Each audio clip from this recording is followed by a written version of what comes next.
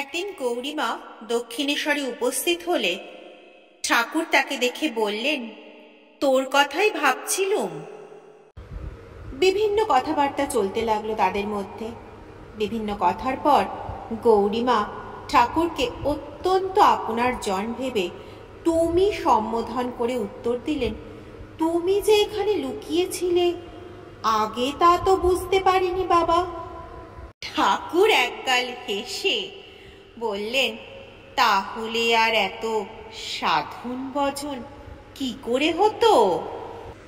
কিছুক্ষণ পর গৌরীমাকে সঙ্গে নিয়ে ঠাকুর চলে গেলেন নহবতে মায়ের কাছে। মাকে গিয়ে বললেন, ওগো ব্রহ্মময়ী, একজন সঙ্গিনী চেয়েছিলে, এই নাও একজন সঙ্গিনী এলো তোমার।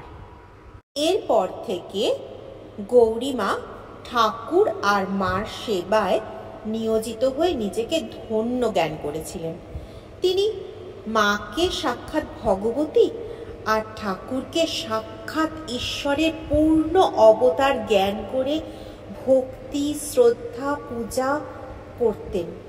বিশেষ করে শ্রীমার প্রতি গৌরীমার একান্ত গভীর ভালোবাসা ছিল। এই দেখে ঠাকুর একদিন কৌতুক করেই বললেন, তুই কাকে বেশি ভালোবাসিস? ঠাকুরের প্রশ্নে গৌরীমা গান গেয়ে সেই উত্তর দিলেন। গান ধরলেন, রাই হতে তুমি বড় নও হে বাঁকা বংশীধারী, লোকের বিপদ হলে ডাকে মধুসূদন বলে, আর তোমার বিপদ হলে পরে বাঁশিতে বলো রাই কিশোরী। গৌরীমার কণ্ঠে সুমিষ্ট গান শুনিয়া মা লজ্জিত হইলেন।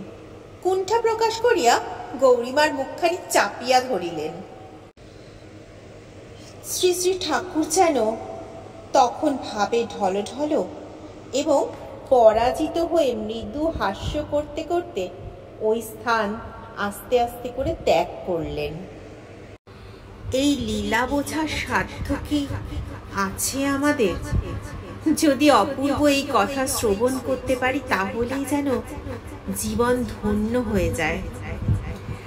অবতার পুরুষেরা এইভাবে আসেন, আবার প্রেমের খেলা খেলে চলেও যান। এই লীলা আর নিত্যের খেলাই অহরহ চলছে আর অনন্তের বুকে সদা সর্বদা চলতেই থাকবে। জয় শ্রী রামকৃষ্ণ।